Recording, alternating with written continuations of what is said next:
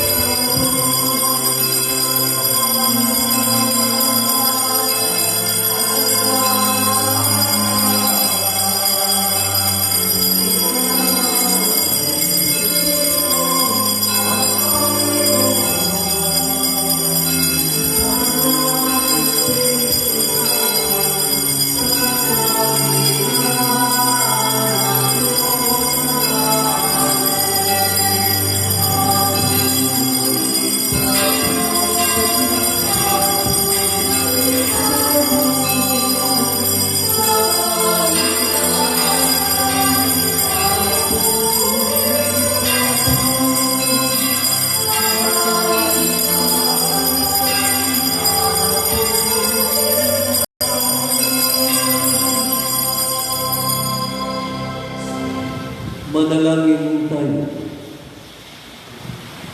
Ama naming makapangyarihan, sa mga kasama ngayon sa banal na hapunan na ipinamana ng iyong anak na mamamatay bilang hain na bago at kapangmagpakailanman para sa bitiw niyang sambayanan, ipagkaloob mong lubusang mapakinabangan ang iyong dakilang pag-ibig at buhay sa pamamagitan niya kasama ng Espiritu Santo. Amen. Pakinggan po natin ang mga pagbasa.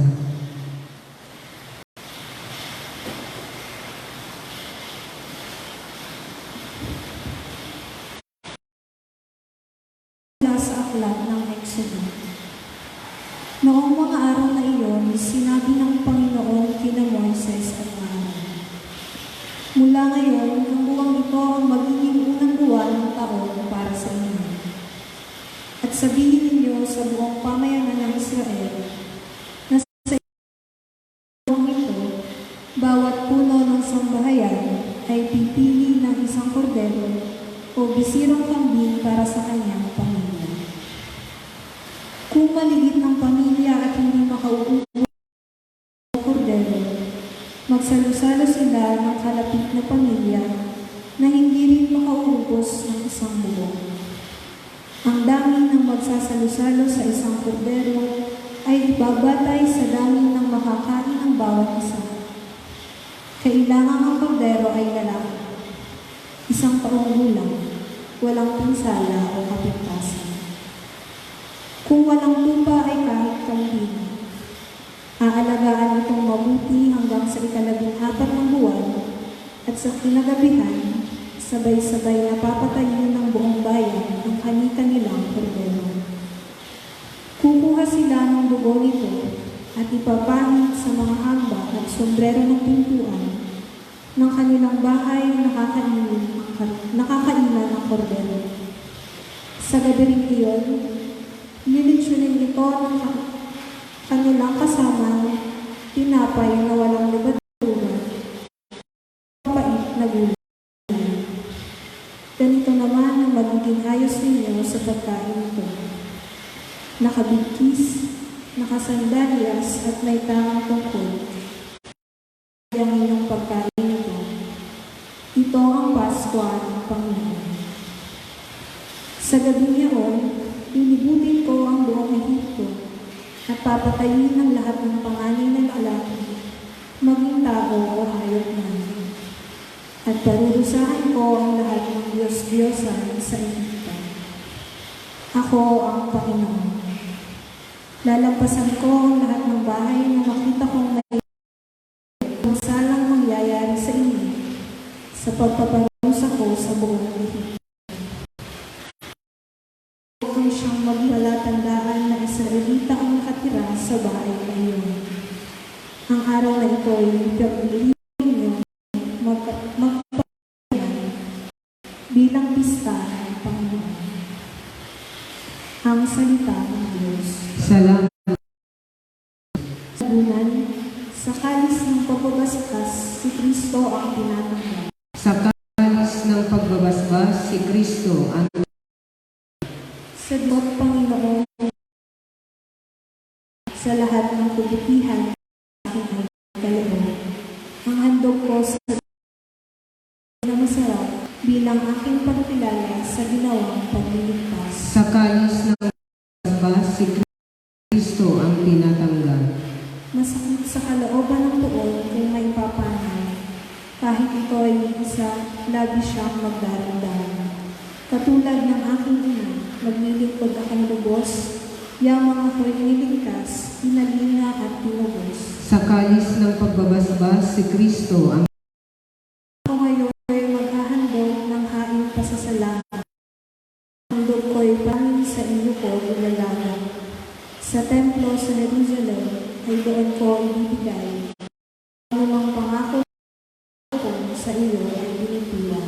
sa kalis ng pagbabasbas, si Kristo ang tinatanggap.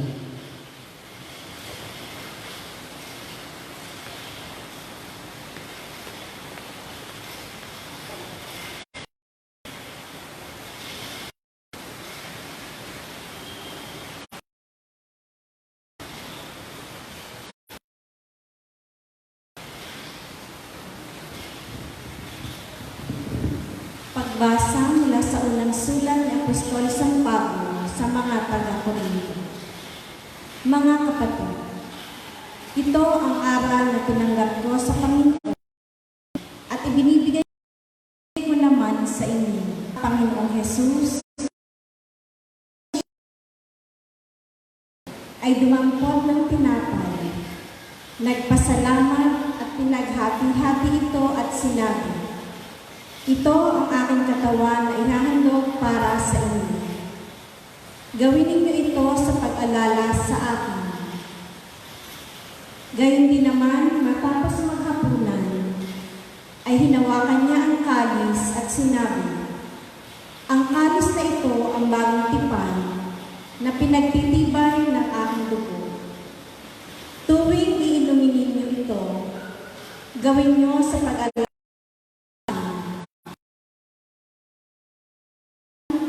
Kakain kayo ng tinapay na ito at iinom sa kalis na ito, ay pinahahayag ninyo ang kamatayan ng Panginoon hanggang sa muli."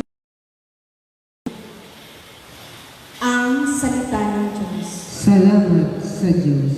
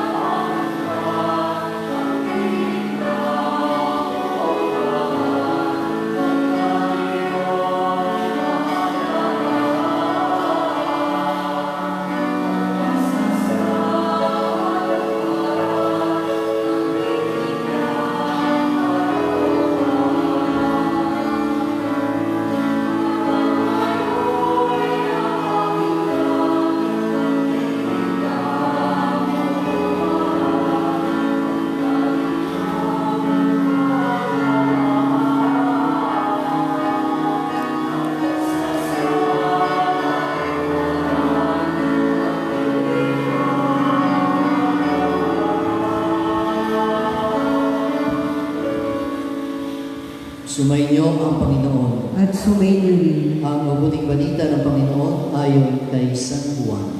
Papuri sa iyo, Panginoon. Bisperas na ng Paskwa, alam ni Jesus na dumating na ang panahon ng kanyang pag-isan sa sanlibutan ito upang bumalik sa Ama. Mahal niya ang kanyang mga tagasunod na nasa sanlibutan at ngayon ipakikita niya kung hanggang saan ang kanyang pag-ibig sa kanila. Nag-aapunan si Jesus at ang mga alagad. Naisilid na ng Diablo sa isip ni Judas na si Simon Iscariote ang pagkakanulo kay Jesus. Alam ni Jesus na ibinigay na sa kanya ng Ama ang buong kapangyarihan. Alam din niyang siya ay mula sa Diyos at babalik sa Diyos. Kaya't nang sila'y nag-aapunan, tumindig si Jesus, nagbubad ng kanyang panlabas ng kasuotan at nagpikis ng tuwalya. Pagkatapos, nagbuhos siya ng tubig sa palanggana at sinimulang hugasan ang paa ng mga alagad at punasan ng tuwalyang nakabikis sa kanya. Paglapit niya kay Simon Pedro, tumutol ito. "Panginoon," sabi niya, "di yata kayo ba ang maghuhugas ng aking paa?" Sumagot si Jesus, "Hindi mo naunawaan ngayon ang ginagawa ko, ngunit maunawaan mo rin pagkatapos." Sinabi sa kanya ni Pedro, hindi ko po pahugasan sa inyo ang aking mga paa. Kung hindi kita hugasan, wala kang kaugnayan sa akin," tugon ni Jesus. Kaya't sinabi ni Pedro, "Panginoon, hindi lamang po ang mga paa ko, kundi pati ang aking kamay at ulo." Ani Jesus, maliban sa kanyang mga paa, hindi na kailangang hugasan pa ang naligo na, sapagkat malinis na ang kanyang buong katawan. At malinis na kayo, ngunit hindi lahat. Sapagat alam ni Jesus kung sino ang magkakanulong sa kanya, kaya sinabi niyang, malinis na sila, ngunit hindi lahat. Nang mahugasan na ni Jesus ang kanilang mga paa, Siya'y nagsuot ng damit at nagbalik sa hapag. Nauunawaan ba ninyo kung ano ang ginawa ko sa inyo? Tanong niya sa kanila. Tinatawag ninyo akong guro at Panginoon. Bakit ako nga? Kung akong Panginoon ninyo at guro ay naghugas ng inyong mga paa, dapat din kayong maghugasan ng paa. Binigyan ko kayo ng halimbawa at ito'y dapat ninyong tularan. Mga kapatid, ang mabuting balita ng Panginoon. Pinupuri ka namin, Panginoong Hesukristo.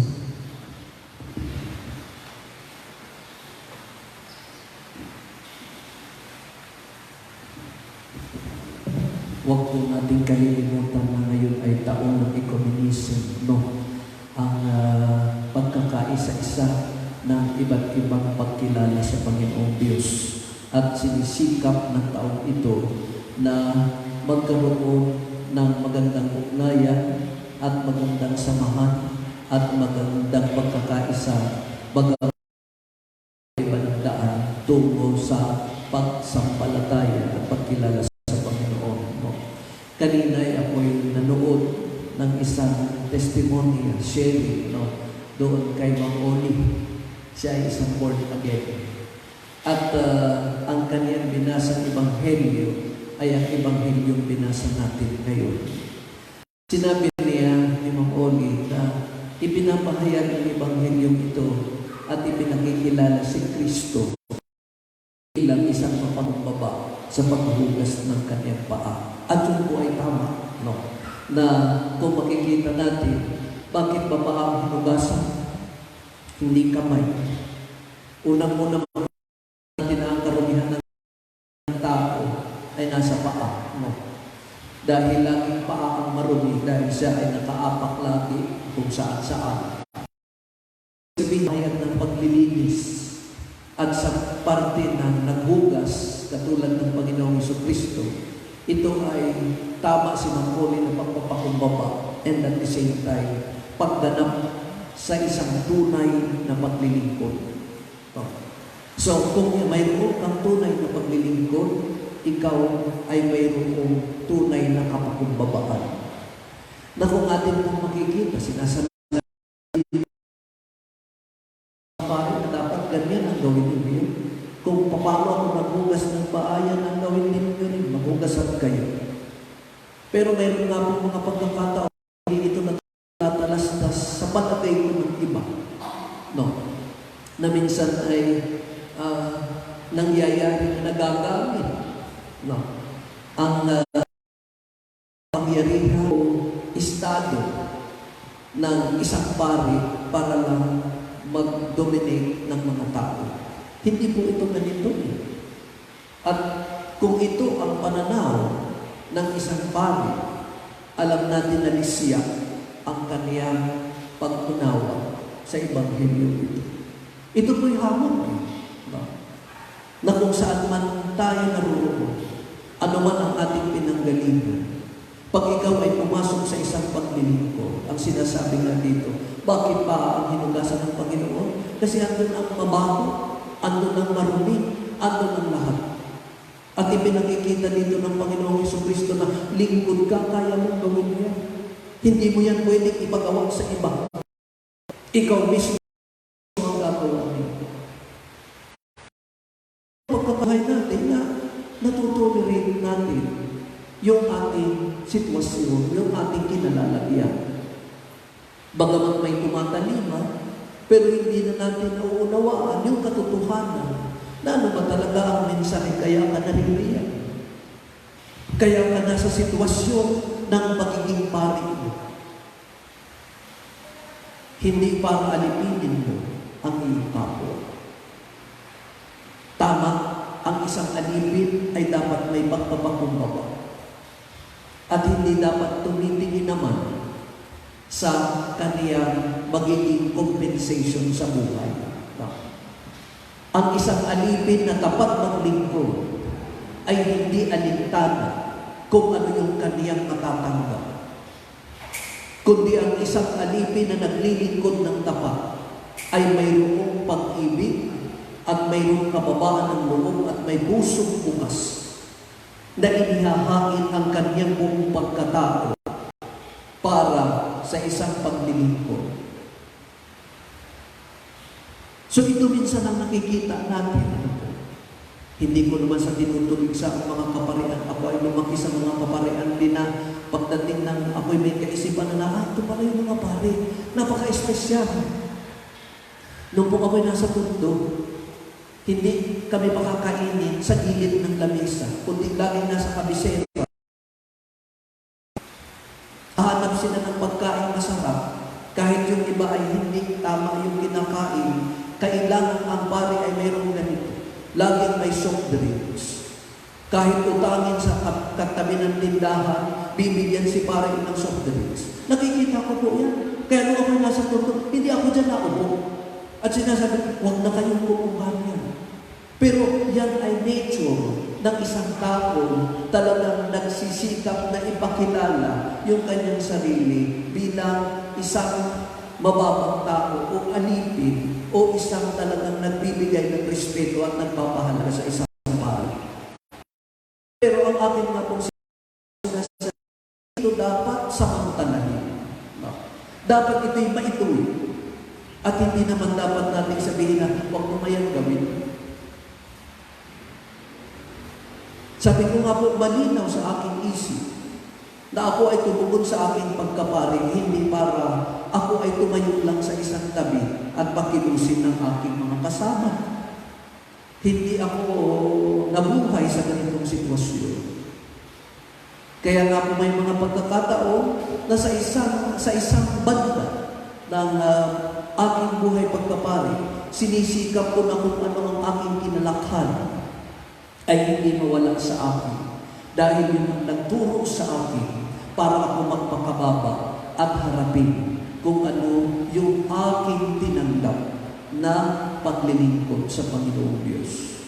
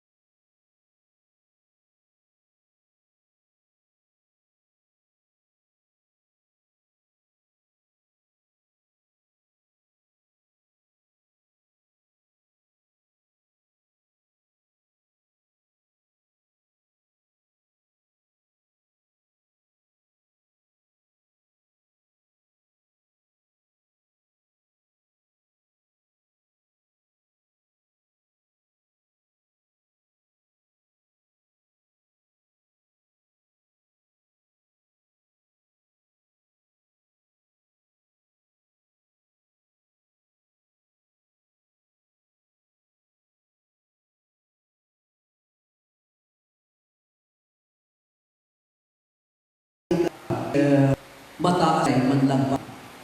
Ang naging pare ay gamit authority sa mga tao. Tandaan ko. Sa aking sitwasyon, kung ano yung binari, walang pagsisikap bilang isang relihiyosong pare na tumatalima sa kalooban ng Panginoong Diyos. Yan po si Kristo. Pero ano ang intensyon? Bakit ba siya naghugas ng paa? Unang-unang para ipakita ang pagiging halimbawa. Kaya nga po sinabi niya, ako'y naparito hindi para maglingkod, hindi para paglingkuran.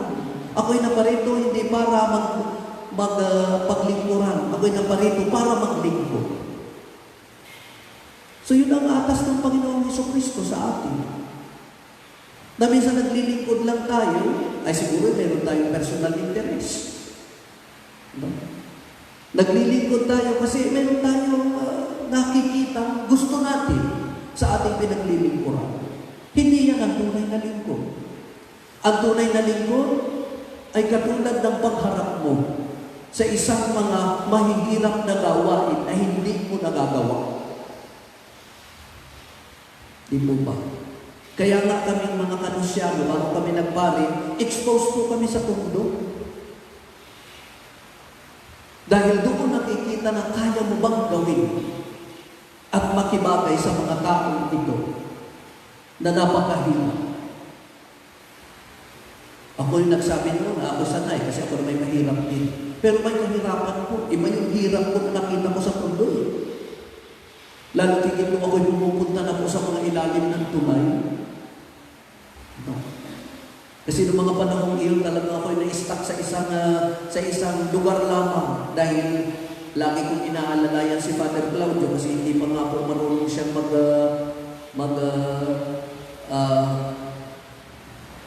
salita ng Tagalog. No? Marunong siyang mag-English. Kaya ako ang pinababasa niya ng gospel. Ay palibasay wala din akong alam. Di ako nagsasalita ni sumayin niyo ang Panginoon. Baguhin namin, sinasabi niya, huwag mo nang sabihin yun kasi hindi ka papari ako kay Father. Ilang taon ako doon? 2 taon mahigit. No? Kaya nakita ko yung pari namin napakabuti. No? Pero ang concern sa amin ay higit pa sa tatay. Yung buwan tunay na lingkod, pero lagi nakabistilo. No? Kaya nga po makikita natin ng isang taong lingkod na humaharap sa isang dapat ay kanyang ginagawa. Mahirap po ang isang lingkod at dito sa ipinahahayag sa atin ngayon ng Ebanghelyo. Kung ikaw ay walang intensyon na ipakita yung katotohanan ng isang lingkod, hindi mo magagawa ang isang bagay. And at the same time, kung wala yan sa iyong kalooban, hindi mo kaya yan ipahayag sa tao. Kaya nga ito yung napakahalaga lalo, taon-taon eh. Ipinapakita natin kasi tayong lahat ay lingkod. No? Naglilingkod lang ba tayo para mayroon tayong magustuhan kaya tayo napunta rito? Yan po ang lagi ko sinasabi sa mga kabataan eh. Ikaw ba'y naglilingkod na masaya ka? O ikaw ay naglilingkod na ikaw ay itinatali sa isang sitwasyon na hindi ka malaya? Yan po. Kaya nga po ang sinasabi ko, ano ba yung nasa kalooban niyong makakapagpasaya sa inyo kung kayo ay kikilos? Ipakita niyo lang na tama yan. Kung yan ay tama sa Diyos, walang magsasabing mali yung gagawin mo. Dahil tayo po dito ay hindi naman tayo para tagahatol ng mga kamalian ng iba. No. Tayo pumupunta rito para tanggapin kung ano ang talento ng bawat isa at ibigay ang kapakumbabaan dapat ay ipinapakita natin sa ating kapwa. Yun po ang katotohanan. Kaya nga nang marinig ko si Ma'am Oli, bagamat siya ay pastora, pero hindi nagkakalayo ang kanyang pananaw. So sabi ko nga ba, ito'y nakapapanahon. At meron bang iba na mga nagsasalita sa panahon ngayon ukol dito sa panahon ito na ating laging ipinagdiriwang at inaalaala. Kaya nga po kung hindi tayo dito natututo, taon-taon, ano ang saysay ng pagdiriwang na ito sa atin? Ng pagdaan na ito ng Huwebes Santo na tayo laging naguhugas ng paa. Ngayon lang po hindi. Dahil tayo ay po nasa panahon ng alam natin, naunawa natin lahat. No? Hindi tayo maghuhugas ngayon ng paa. Pero ang tingnan natin sa ating buhay, ano ba ang intensyon ng taon-taon na yan? Na ating nire-react up. Ipinakikita natin ang isang pare ay naguhugas ng paa. Ay mahirap din po eh.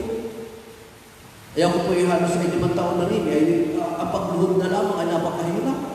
Lalo tingin mabigat ng katawan ko, kaya gusto ko nga pumayat.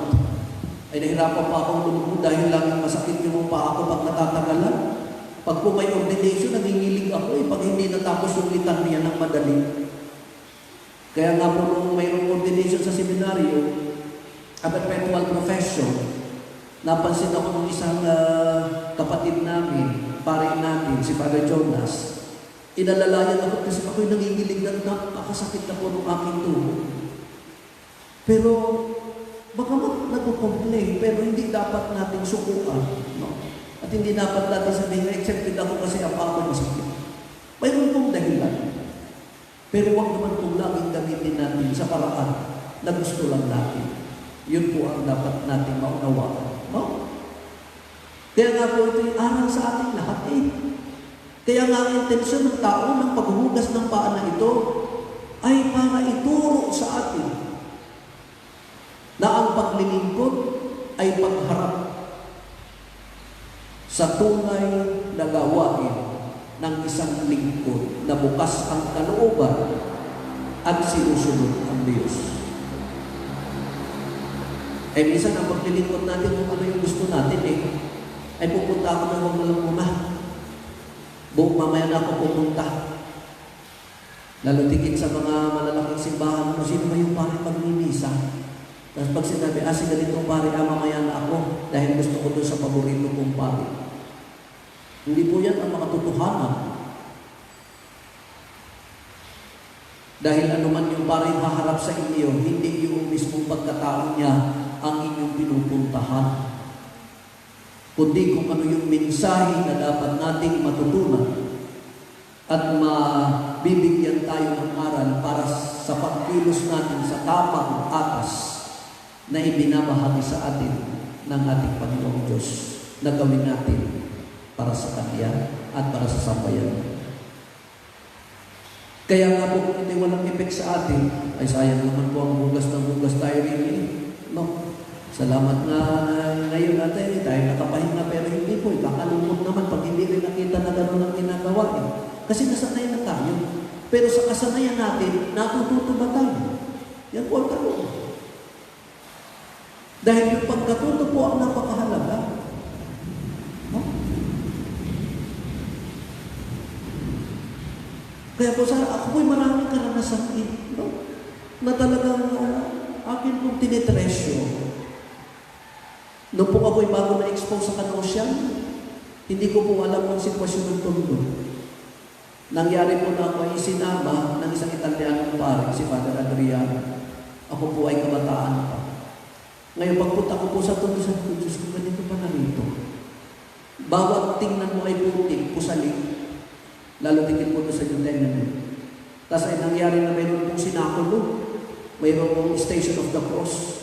Yung cross ay iakyat sa napakataas na basura na punong-puno ng langaw na malalaki.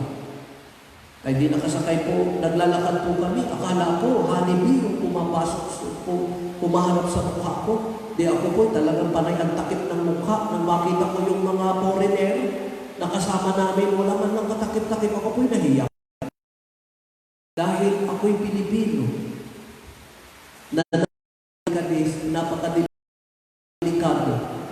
sa ganung sitwasyon. Abay, naisip ko po ay parang hindi ako pwedeng magparing sa ganito. Pero at the end, natuto po ako. Ang ginawa ko po, kahit hindi ko rin kaya, at talaga pong napapahirap ng aking hininga, dahil kahit naman po ganun kahirap kami, hindi ako nakaparanas ng ganung sitwasyon ito, ay talaga po inalis ko po ang panyo. Dahil nahiya ako sa aking sarili. Abay, kapwa Pilipino ko, binabanguhan ko, di po ba? Ay paano pa ako hahamon ng Diyos sa isang tunay na paglilingkod kung ganito? Kaya nga po sana ay matuto tayo. Dahil kung hindi tayo matututo sa laging iniaatas ng ating Ebanghelyo sa araw na ito ng Huwebes Santo, ang ating pong ginagawa ay isang palabas lamang na pagkatapos ay walang saysay. Alam natin ang istorya, pero hindi nag-i-internalize sa pagkatao natin. Yan po ang pinakamahalaga yun. Ang pinakamahalaga po ay natuto tayo. Hindi po mahalaga yung alam natin ang buong kwento. Ang mahalaga po doon sa kwento at kasaysay ay natuto tayo at dinala tayo sa isang mabuting buhay, sa isang mabuting pag-uugali, sa isang mabuti at tamang paglilingkod. Yan po ang dapat natin tingnan sa ating buhay. Na minsan ay baka po tayo nagbabalag kayo. Napakahirap po ng taong mapagbalag kayo. Maganda po kung nakikita ninyo na ako talaga ito. Pero tingnan niyo kung ikaw yan, tama ka ba sa estado mo bilang lingkod ng Diyos. Tingnan mo rin po. Tingnan rin natin. Kayo bang mga lektor ay talagang nauunawa ng mga binabasa ninyo. Lagi pong may hamon sana ito sa buhay natin. At huwag po natin nang wawalain. Kasi kung hindi po tayo hahamunin ng mga nakalagay at narinig natin, wala po yung magiging saysay. Doon po sa pagbabasa ng pasyon, tinuruan ko ang mga bata. Sabi ko, ito kasi yung paraan ng pagbabasa namin napakagalang and at the same time talagang mayroong pag-unawa lalo tigit doon sa parte ng Revelation sa bandang huli ng pasyon. Ipinakikita doon kung paano ng Diyos ipahayag ang talagang pagwawakas ng mundo. Sabi ko, hindi ba tayo natatakot sa sinasabi na ito? Na hindi man natin alam na ito ay mangyayari, pero bakit ito ay nakatala? Na maglalabas ang mga dambuhala, malalaglag ang mga bituin, andun po sa huli ng pasyon.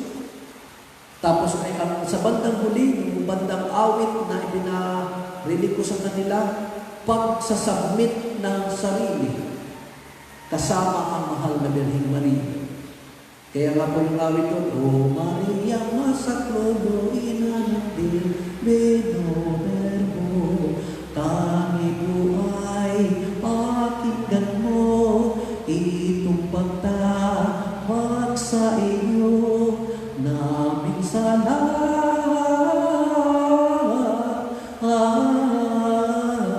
laring tao.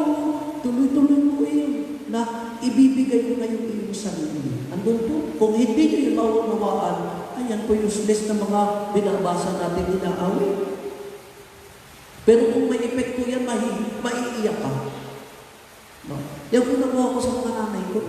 So, bakit ba sila naiiyak pag binabasa yan?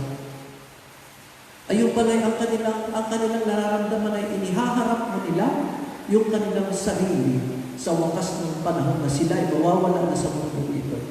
At isinasabit nila yung kanilang pagkatao sa ina ng ating Panginoong Jesucristo. Ganun po.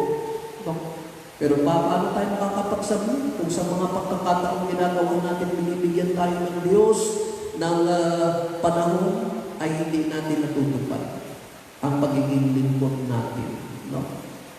Sa bagay, mayroon naman pong Sacrament of Reconciliation. Pero kailangan mayroong pagtanggap sa sarili.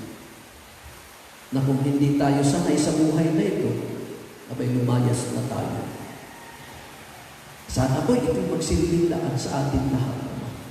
Na kung ang paglilingkod natin ay mayroong personal na interest, sana po ay mababago na at may iharap natin sa Diyos na ito pala po Panginoon ng katotohanan. Kaya ikaw pala'y nagpahayag ng paghuhugas ng pa sa iyong mga alagad ay hindi para ilagay mo sa pedestal ang iyong sarili, kundi magpakababa at tanggapin mo ang katotohanan ng isang tunay at tapat na paglilingkod. Tatayo po tayo.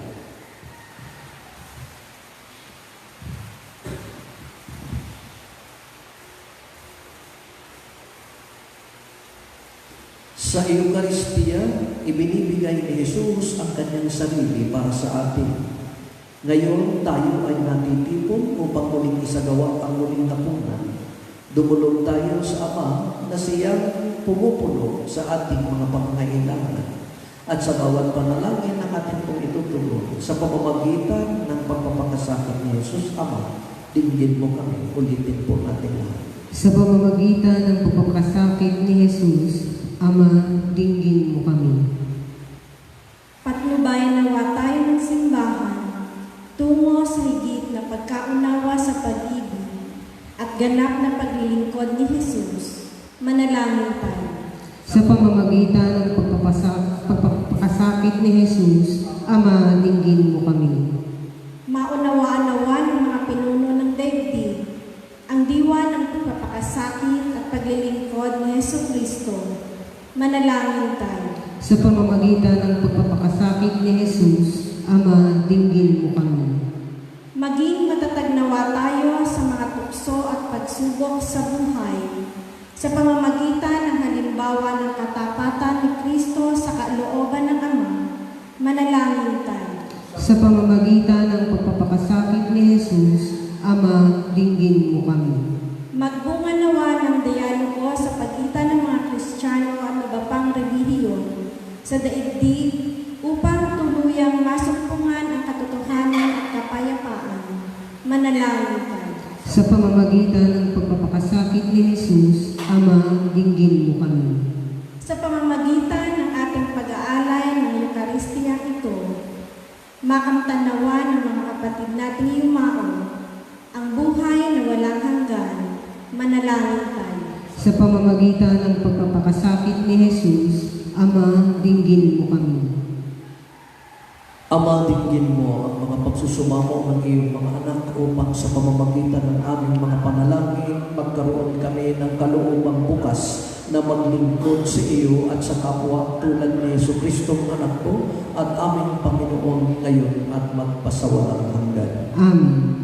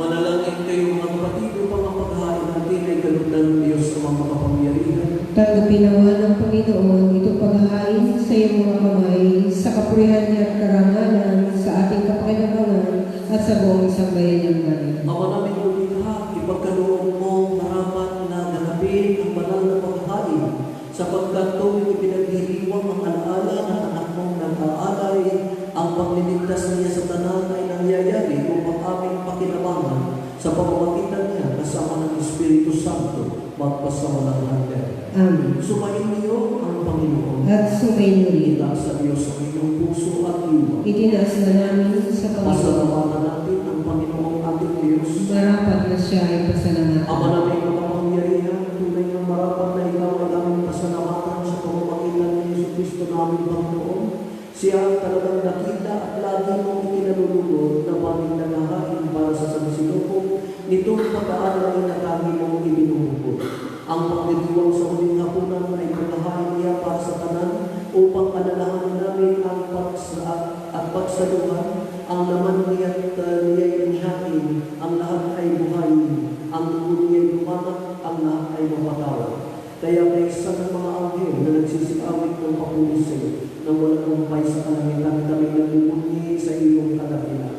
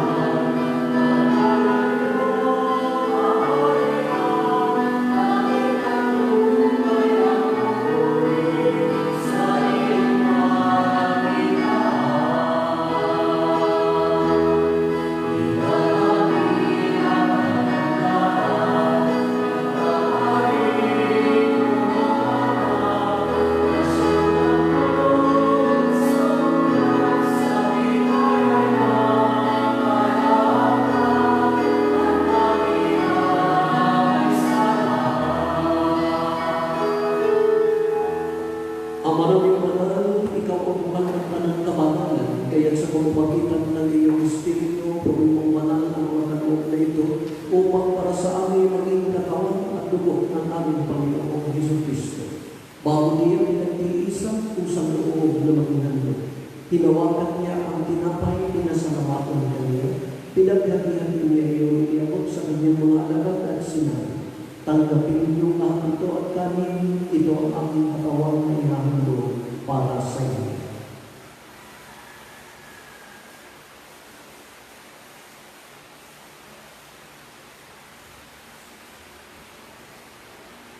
Gayon din naman kung matapos ang hapunan, hinawakan niya ang kalis, huli kanyang pinasalamatan. Iniabot niya ang kalis sa kanyang mga alagad at sinabi, tanggapin ninyong lahat ito at inumin. Ito ang kalis ng aking dugo ng bago at hanggang tipan. Ang aking dugo na ibubuhos para sa inyo at para sa lahat, sa ikapagpapatawad ng mga kasalanan. Gawin niyo ito sa pag-aalala sa akin.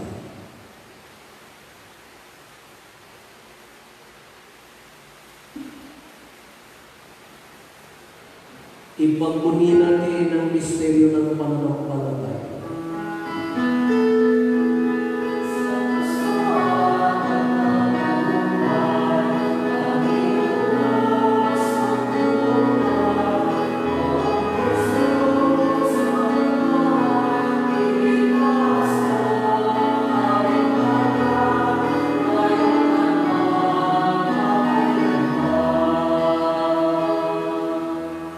Amang ginagawa namin ngayon ng pag-alala sa pagkamatay at muling pagkabuhay ng iyong anak. Kaya tiniyaanan namin sa iyo ang tinapay na nagbibigay buhay at ang kalis na nagkakaloob ng kaligtasan. Kami nagpapasalamat dahil kami iyong narapat na tumayo sa harap ng pamaglingkod sa iyo. Isinasama namin kami magsasalos-salos sa katawan ng Tugon ni Kristo ay mamuklod sa pagkakaisa sa pamamagitan ng Espiritu Santo. Ama, nangapin mo ang iyong sipang naganap sa buong daigdig. Puspusin mo kami sa pag-ibig kay San Francisco ng aming Papa at ni Reynaldo ng aming Obispo ng Tanang Kaparian. Lalahanin mo rin mga kapatid namin na himlay na may pag-asa na sila'y muling mabubuhay, gayon din ang lahat ng mga tumanan. Kawan mo sila at patuloyin sa iyong kaliwanagan. Kawan mo at pagindapatin kami lahat na makasama sa iyong buhay na walang wakas. Kaysa ng Manawel Maria na ina ng Diyos, kaysa ni San Jose ang kanyang kabiyak ng puso ang aming patron, kaysa ni Santa Magdalena ng Panosa, ni Santa Josephina Makita, kaysa ng mga apostol at ng lahat ng mga banal na namuhay dito, sa daigdig ng kalugod sa iyo, may pag-iwang naman namin ang pagpupuri sa darangan mo, sa pamamagitan ng anak na aming Panginoon Yesu Cristo. Sa pamamagitan ni Kristo, kasama niya at sa Kanya, ang lahat ng parangal at papuri ay sa iyo, Diyos ang mga kapangyarihan, kasama ng Espiritu Santo magpasawalang hanggan.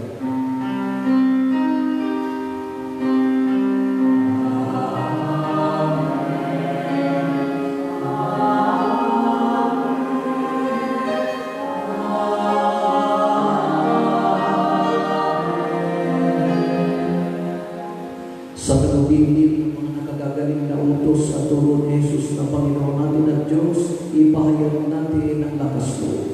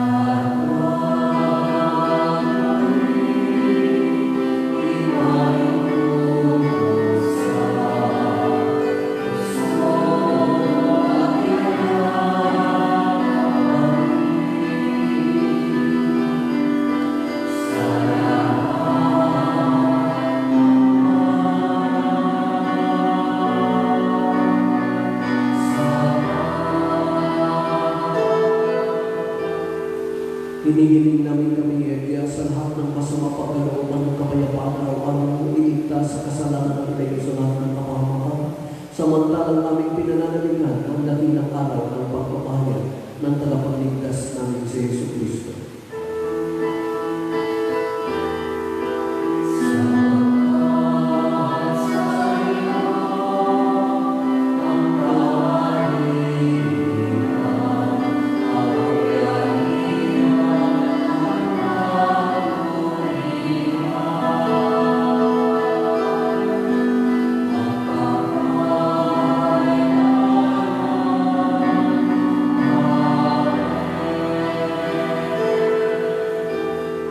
Panginoon Jesu Cristo, sinabi mo sa iyo mga apostol, yung kapayapaan ang ibinigay ko sa iyo, ang aking kapayapaan ang ibinigay ko sa iyo.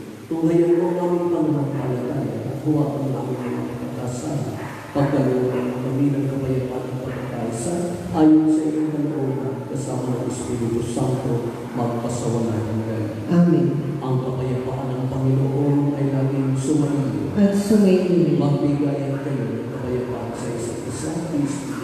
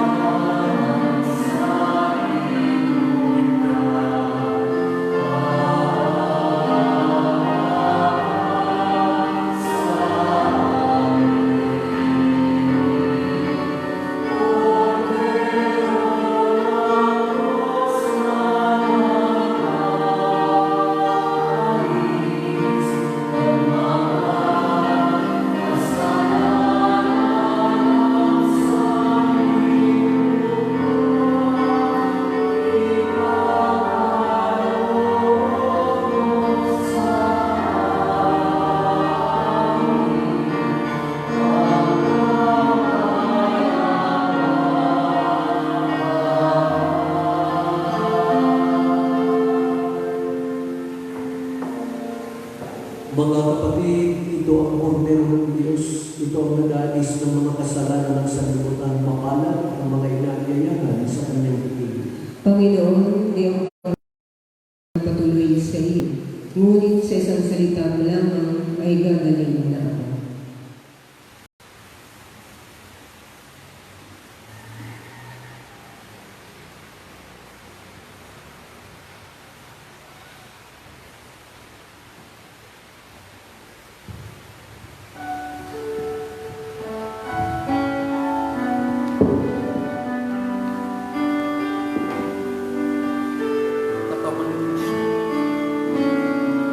Katawan ni Kristo.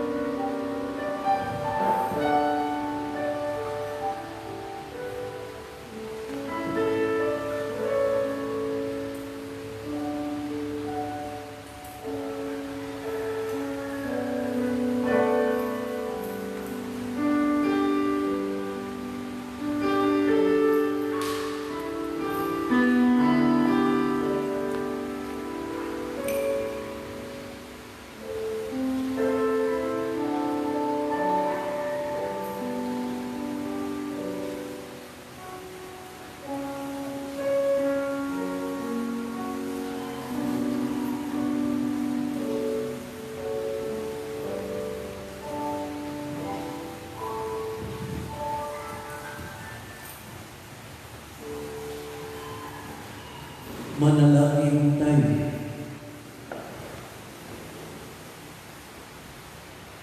Ama naming mapagmahal, ipagkaloob mo sa aming pakikinabang sa ipinagdiwang na ditong hapunan ng anak ng mahal. Kami pagindapating makasalo kailanman sa piling ng iyong piling, sa iyong piling, sa kalangitan sa pamamagitan ni Jesu Cristo, kasama ng Espiritu Santo, magpasawalang